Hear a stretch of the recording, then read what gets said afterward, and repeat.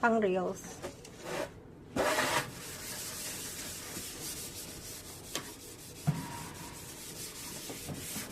Ay, yung picture nga pala ni nanay.